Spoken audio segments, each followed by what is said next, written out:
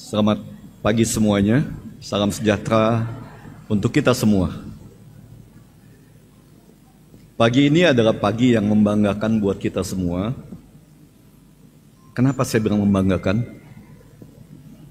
17 Agustus menjadi universitas atau mungkin kampus pertama ya, saya belum dengar yang lain, yang kita mampu dan berani berbuat untuk memperbaiki bangsa ini ke depan, mempercayakan bangsa ini ke depan untuk bisa diperbaiki, supaya generasi muda kita dapat memiliki harapan dan masa depan. Oleh sebab itu 17 Agustus atau UTAM 45 Jakarta menjadi kampus yang pertama untuk mengundang seorang petinggi militer atau TNI Republik Indonesia untuk menjadi narasumber dan pembicara. Untuk apa? Untuk memberikan sebuah wawasan kebangsaan, untuk memberikan sebuah masukan, untuk memberikan sebuah harapan, supaya yang katanya generasi Z ya, saya udah generasi X ini udah afkiran ini.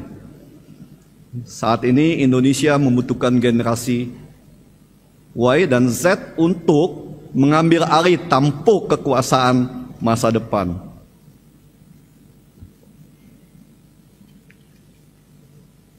Kenapa militer yang diundang oleh UTAM 45 Jakarta? Jadi kalau kalian ada nonton podcast saya, judulnya lucu, ya.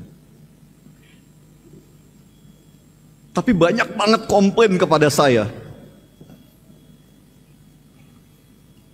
Judulnya adalah TNI ambil alih kekuasaan ini atau NKRI bubar.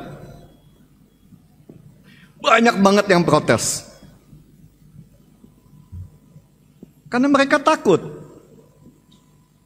Kalau TNI masuk membersihkan dan memperbaiki bangsa ini dengan memberantas para koruptor, para bandit-bandit itu yang sekarang berkuasa, bercokol, masih banyak. Itu akan disapu dengan menggunakan sapu yang bersih. Kalau sekarang kita gunakan sapu kotor, bukan rantai yang bersih dan mengkilap yang kita punya,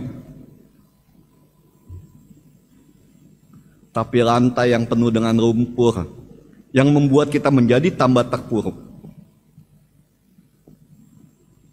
Dan kenapa sekarang ini yang didengungkan selalu generasi Z? Z itu adalah angka terakhir. Kalian bisa memimpin ke depan dengan baik, atau NKRI Indonesia Emas hanya tinggal impian. Perang hari ini sudah tidak lagi menggunakan seperti perang-perang konvensional. Perang hari ini adalah perang pemikiran,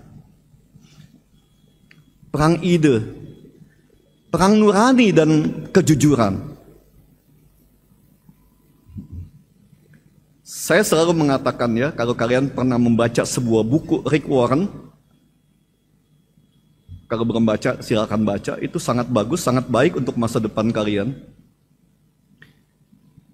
Bahwa masa depan kita itu ditentukan dengan apa yang kita pikirkan dan apa yang kita jalankan.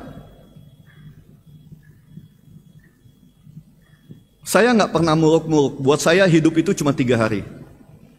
Saya selalu sampaikan. Pernah dengar? Pernah ya? Saya selalu sampaikan hidup itu cuma 3 hari.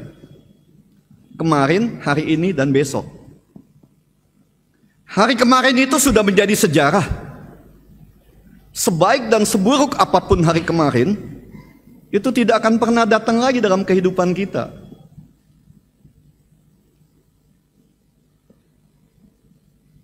Hari kemarin itu hanya menjadi panduan dan acuan buat kita. Hari esok Hari esok kita belum tahu akan ada apa dan jadi apa. Kita ada di mana. Pintu hari esok masih tertutup. Pintu hari esok itu masih mimpi, sebuah harapan. Bagaimana harapan itu bisa menjadi sebuah kenyataan? Itulah adanya hari ini. Hari inilah kita berbuat yang terbaik sebanyak-banyaknya. Berbuat semampu kita untuk kebaikan kita, mendapatkan kunci untuk membuka pintu hari esok yang pasti lebih baik daripada hari ini. Jadi kita jangan trauma dengan masa lalu dan kita jangan takut dengan masa depan. Kerjakan semua yang terbaik pada hari ini, maka kita bisa mempunyai masa depan yang pasti lebih baik. Yang tadi saya sampaikan, kenapa TNI yang kita undang pada hari ini? Dalam rangka ulang tahun 17 Agustus 1945.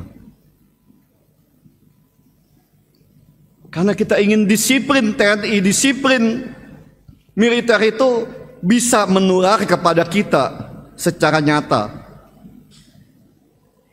TNI adalah satu-satunya institusi dengan disiplin yang menjadi harga mati. Bukan disiplin omong kosong. Enak bicara di mulut dengan janji muluk, dibenci oleh atau dihujat oleh rakyat, oleh masyarakat. Jadi kalian putra-putri dari UTA 45 Jakarta harus benar-benar mawas diri. Hati-hati untuk menggalang dan membina, membangun masa depan kalian. Fokus dan disiplin pada diri kita. Memperdalam keilmuan kita. Jangan sampai seperti yang banyak disebutkan dan selalu saya sampaikan, IQ orang Indonesia itu tidak lebih baik dari IQ seekor monyet. Paham kan? IQ orang Indonesia itu dikonotasikan selalu dengan IQ 78. Itu IQ-nya simpanse. UTA 45 Jakarta dengan generasi mudanya harus mampu memecahkan itu. Harus mampu menerobos itu. Membangun jati diri bangsa ke depan. Membangun sumber daya manusia kita, bangsa Indonesia. Membangun sebuah bangsa itu adalah membangun generasi mudanya, membangun pendidikannya, membangun kesehatannya. Itu yang selama ini dirampok oleh para pejabat yang mengaku pejabat ya, para penjahat yang berjubah pejabat. Masa depan kalian dirampok oleh mereka. Saya selalu sampaikan, korupsi pada dunia pendidikan itu bukan harta bangsa dan negara yang dirampok. Korupsi pada dunia pendidikan dan kesehatan yang dirampok adalah masa depan bangsa dan generasi negeri ini. Jadi kemarin saya sampaikan ya, dalam podcast saya kemarin saya sampaikan, Pak Presiden ini kasihan kepada koruptor dan keluarganya, atau Pak Presiden kasihan kepada masa depan bangsa ini, sayang kepada generasi muda bangsa ini? Hidup itu pilihan. Kita kasihan kepada koruptor karena akan dihukum, karena memaling dan mencuri masa depan bangsa, masa depan generasi muda, atau pada kasihan pada generasi muda kita yang kita persiapkan untuk membangun bangsa ini. Sumber daya alam yang begitu hebat di Indonesia, begitu banyak kita sumber daya alam kita. Tapi malingnya juga banyak. Tanpa SDM yang baik, tanpa pemberantasan korupsi yang tegas, dan tanpa pandang bulu anak siapa dia, atau keluarga siapa dia, atau golongan siapa dia, atau kalau di Indonesia mungkin dari partai mana dia. Itu yang menjadi kunci untuk masa depan NKRI. Jadi pembangunan generasi muda, pembangunan sumber daya manusia, itu adalah sebuah kunci untuk bisa menatap Indonesia yang lebih baik di depan nanti. Ya, jadi kalau kita lihat Jepang, setelah pemboman Hiroshima, yang ditanya hanya berapa banyak sisa guru yang masih ada, yang masih mampu mendidik generasi muda. Kalau kita lihat Cina setelah kasus Tiananmen 1989, yang dibersihkan pertama adalah pemberantasan koruptor. Karena sumber daya alam yang begitu banyak, kekayaan bangsa ini yang begitu hebat, tidak akan pernah sampai kepada bangsa dan rakyat kalau sumber daya manusia dan koruptornya tidak dibasmi. Sumber daya manusia dikembangkan untuk membasmi para koruptor itu. Ya. Jadi yang paling utama adalah mengembangkan sumber daya manusia, bertindak tegas kepada para maling bangsa ini, kepada para bajingan pada negeri ini. Itu yang ingin saya sampaikan, dan saya harap wawasan atau masukan pada hari ini dari Bapak Letnan Jenderal Jamroni yang saya hormati, saya banggakan. Di sini hadir kawan-kawan kebanggaan saya, Bapak Bambang Suristomo, putra pahlawan Buktomo, yang selalu saya protes. Saya selalu protes sama beliau, Pak. Pak Bambang, dulu ayah Bapak kenapa membawa kita ini hanya sampai di pintu gerbang kemerdekaan?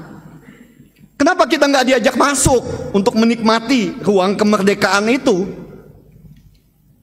Jadi kita dikonotasikan selalu bahwa rakyat ini hanya menunggu di pintu gerbang kemerdekaan. Yang merdeka itu hanya pejabat-pejabat aja. Rakyatnya belum masuk. Saya berharap di tangan Presiden Prabowo Subianto, dengan disiplin dan moralitas TNI pada hari ini yang dipercaya untuk kembali membersihkan dan memperbaiki bangsa ini, rakyat Indonesia bisa dibawa ke dalam ruang kemerdekaan.